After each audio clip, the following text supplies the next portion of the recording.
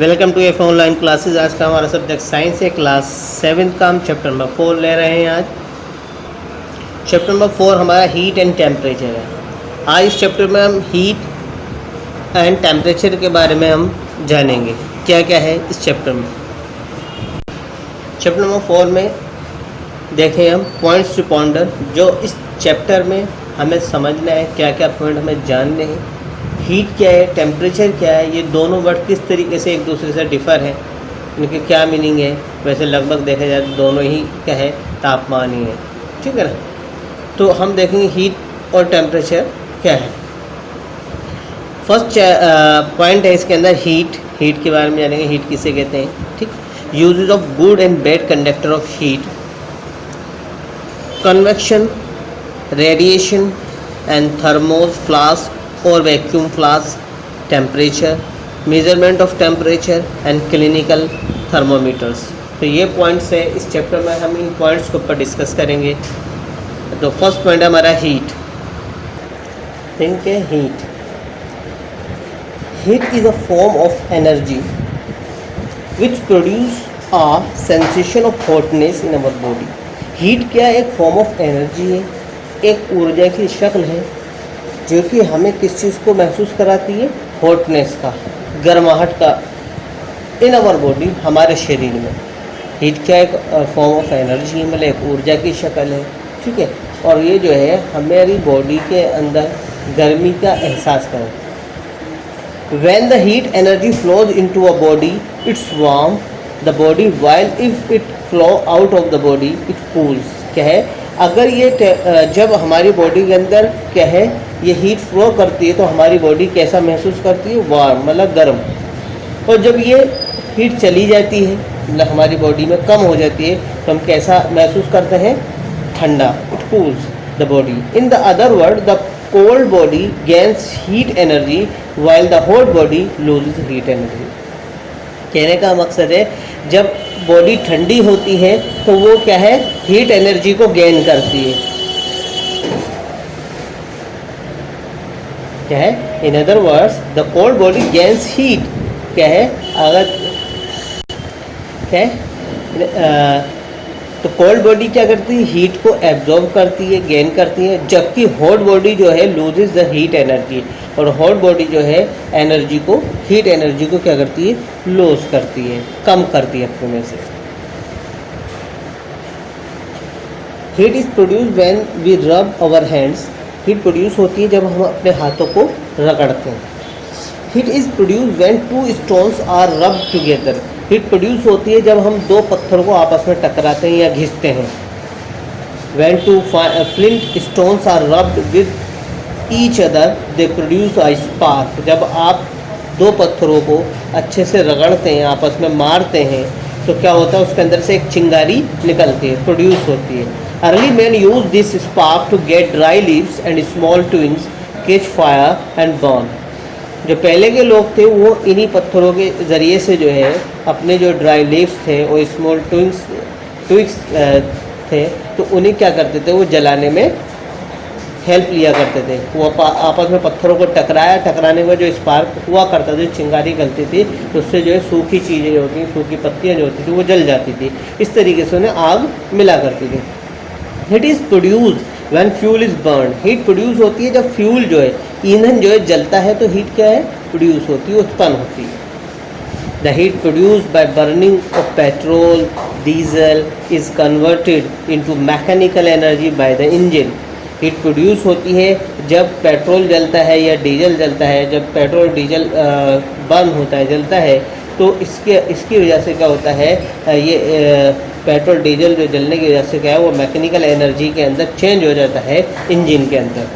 क्योंकि ये जो है गाड़ी है, ट्रक है, कार है, स्कूटर है, इसके अंदर पेट्रोल जो है और डीजल जो है उसकी बर्निंग होती है, जलता है, जलने के बाद जो एनर्जी होती है वो मैकेनिकल एनर्जी में कन्वर्ट होती है इंजन के अंदर।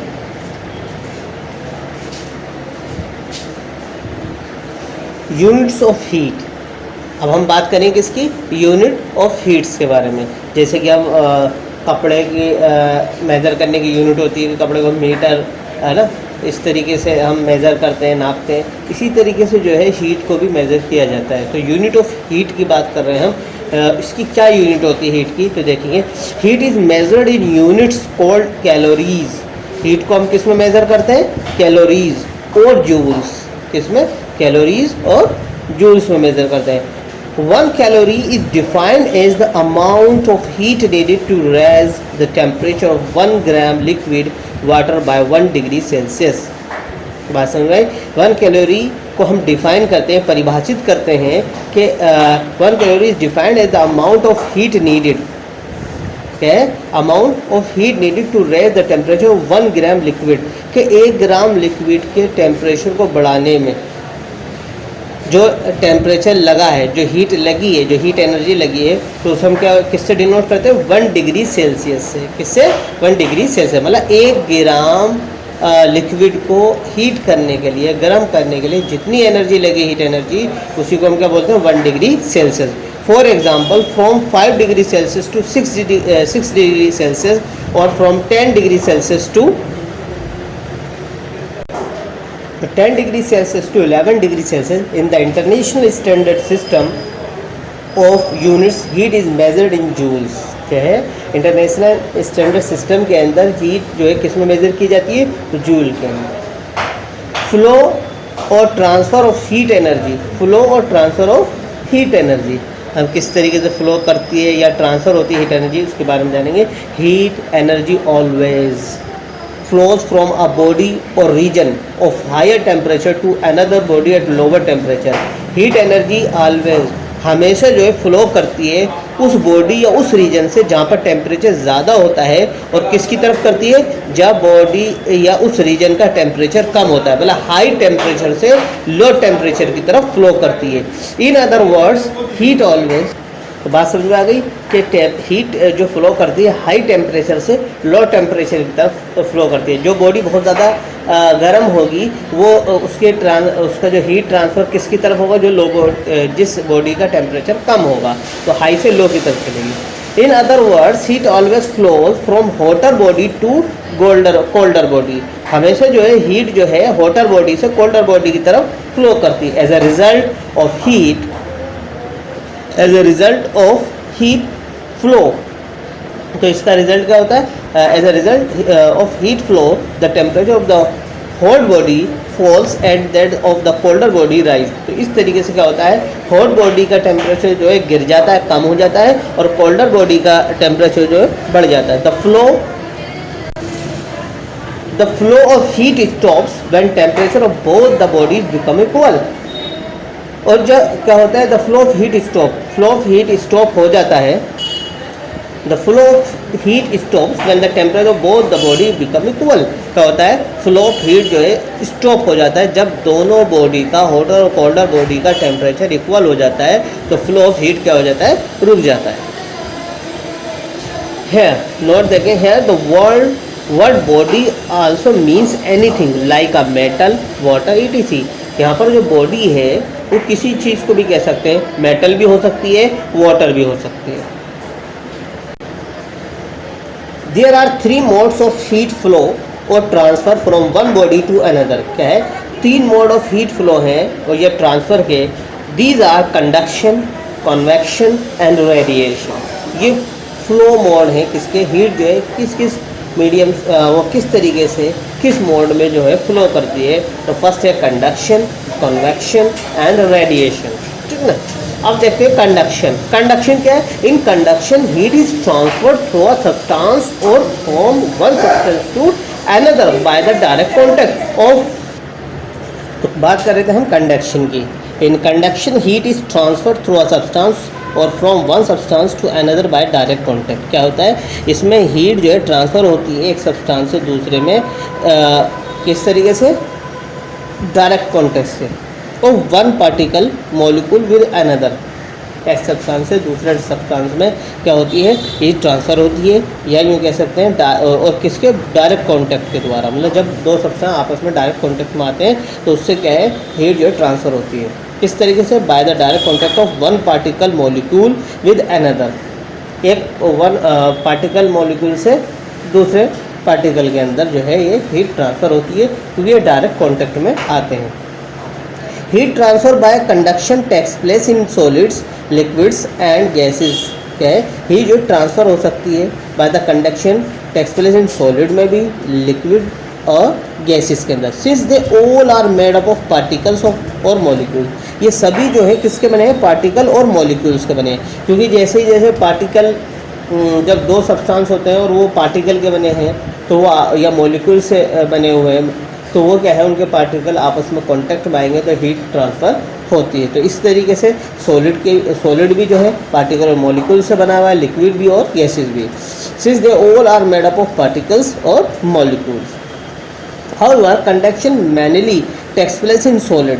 आप देखेंगे यहाँ पर जो है कंडक्शन जो है सॉलिड में किस तरीके से होता है। Since molecule in liquids are further apart there is a very little conduction. आप देखेंगे सॉलिड के अंदर जो पार्टिकल होते हैं बहुत करीब होते हैं, मगर पानी के अंदर जो होते हैं पार्टिकल्स जो होते हैं वो क्या होते हैं, थोड़ा सा दूर होते हैं। In gases there is a nominal conduction, और यहाँ पर जो है, यहाँ पर गैसेज में देखिए बहुत कम होता है। For example when one end of a metal road is placed in a flame, it's other and also become hot. आप देखेंगे एक मेटल रोड है, उसे एक तरफ से गर्म करेंगे तो उसका दूसरा एंड जो उसका दूसरा सिरा जो वो खुद ब खुद गर्म हो जाएगा। ये सॉलिड है।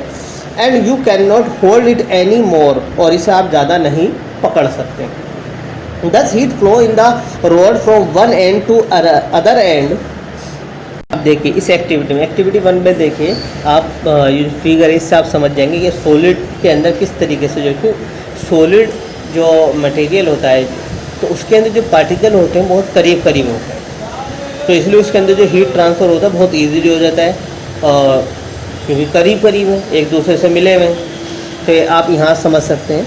आप देखिए एक स्टैंड है, स्टैंड पे एक रोड लगी मेटल की, इसे वन साइड में हमने क्या करा है, वैक्स के ज़रिए मतलब मोम के ज़रिए से कुछ पिन को जो है हमने इस पर लगा दिया है, ड्राइंग पिन को इस पर वैक्स के ज़रिए चिपका दिया है, ठीक है।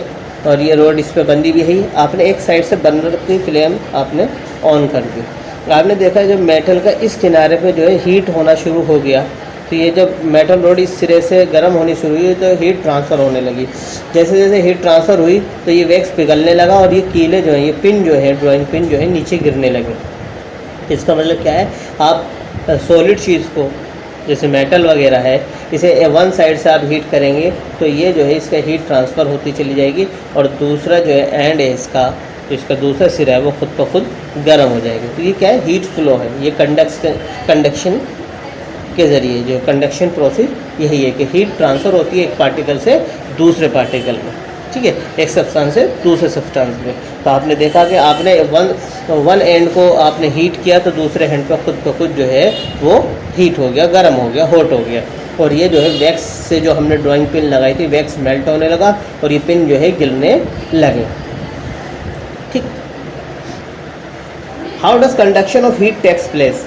कंडक्शन ऑफ हीट किस तरीके से होती है, तो देखें in solid the particle are very tightly packed. Solid के अंदर जो होता है पार्टिकल बहुत ही ज़्यादा टाइटली होते हैं, मतलब टाइटली टाइट होते हैं, बहुत करीब करीब होते हैं। And they can not move around freely, और ये इजीली जो है आप वो फ्रीली घूम नहीं सकते। However they can vibrate about a fix point. क्या है ये, सिर्फ अपने फिक्स पॉइंट पे क्या कर सकते हैं, ये वाइब्रेट कर सकते हैं। Let a metal rod be heated at one end by a flame. आप देखिए अगर एक साइड से आप एक सिरे से जो है मेटल रोड को हीट करेंगे फ्लेम से, ठीक, तो heat increase the vibration of particle at this and. और क्या है, जिस एंड को आप फ्लेम से हीट करेंगे तो उस सिरे पे जो है पार्टिकल जो है उनमें वाइब्रेशन जो है तेज़ी के साथ होने लगेगी।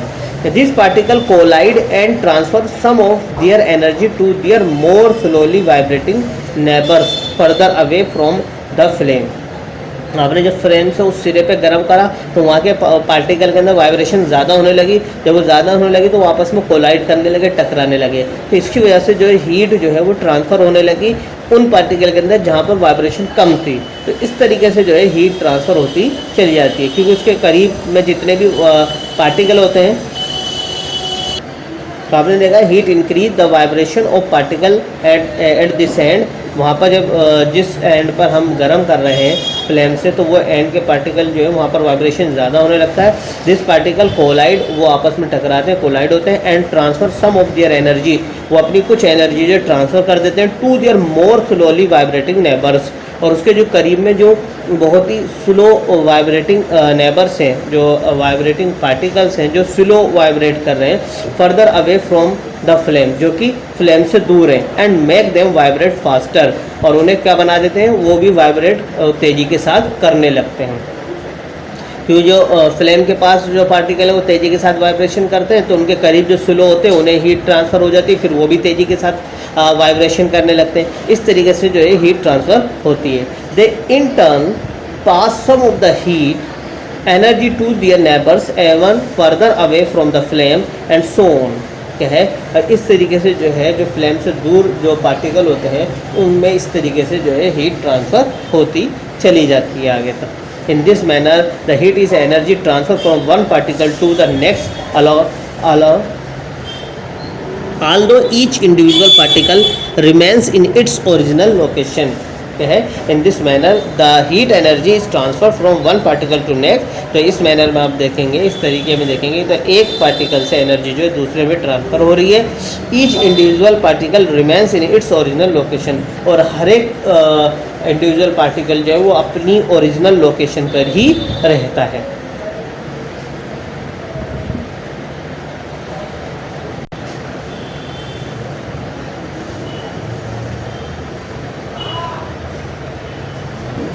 अब देखें conductors and insulator. The substances that conduct heat easily are called good conductors. वे सब्सटेंस, वे चीज़ें जिनके अंदर हीट जो है ईजिली कंडक्ट हो जाती है, पास हो जाती है, उन्हें क्या बोलते हैं, हम गुड कंडक्टर्स कहते हैं। For example metals are good conductors of heat.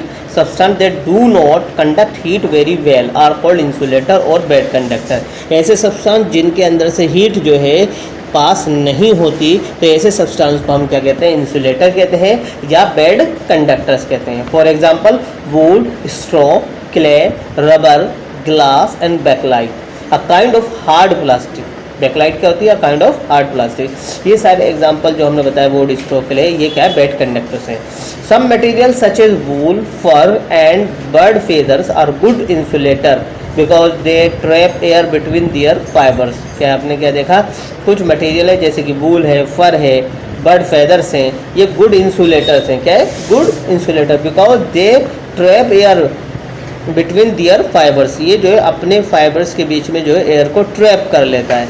Air and water are poor conductor of heat. Air और वाटर जो है क्या है, पुअर कंडक्टर ऑफ हीट है। Most liquids and gases are poor conductor of heat. ज़्यादातर liquid और gases जो हैं क्या होते हैं, पुअर कंडक्टर ऑफ हीट। इसके अंदर से बहुत ही कमी से हीट जो है पास होती है।